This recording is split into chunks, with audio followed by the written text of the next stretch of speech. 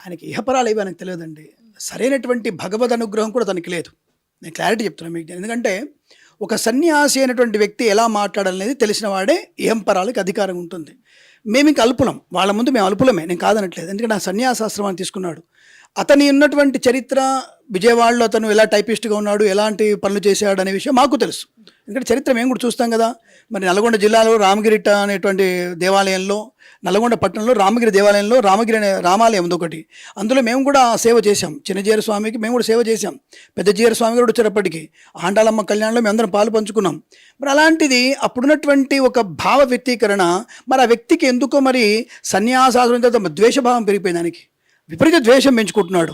ఒకప్పుడు అసలు రాముడు అసలు శివుణ్ణి పూజించలేదని ఇవన్నీ చెప్తుంటే మరి సామవేదం షణ్ముఖ శర్మ గారు చెప్పారు, ఒరే నాయన కొద్దిగా బుద్ధి పెట్టి ఆలోచించు. ఆయన లంక నుంచి వస్తూ ఆయన దిగలేదు అక్కడ, దిగకుండా సీతకు చెప్పాడు, ఇగో సీత ఇక్కడ నేను మహాదేవుణ్ణి పూజించాలని చెప్పి ఆయన స్పష్టంగా చెప్పాడు. అని ఆ రామాయణంలో వాల్మీకి రామాయణంలో ఉందని చెప్పాడు. అయినా సరే కుక్కతోక వంకలాగా, అంటే మాట అంటారా అంటే మీరు అంత స్వామిని అంటే మరి ఏమంటాను చెప్పండి.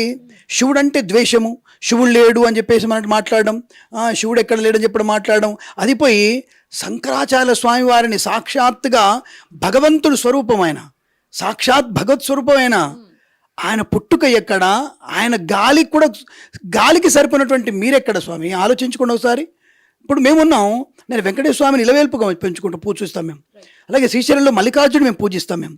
ఇక్కడ ఇదేంటంటే సెక్యులర్ అయినటువంటి కొంతమంది కుయుక్తుల వల్లనో మరి రాజకీయ నాయకులు ఆయన ప్రేరేపిస్తూ తెలియదు, లేదా మతిభ్రమణం వచ్చిందో తెలియదు, కానీ ఆ వ్యక్తి ఇలాంటి మాటలు మాట్లాడుతూ సమాజాన్ని నాశనం పట్టిస్తున్నాడు.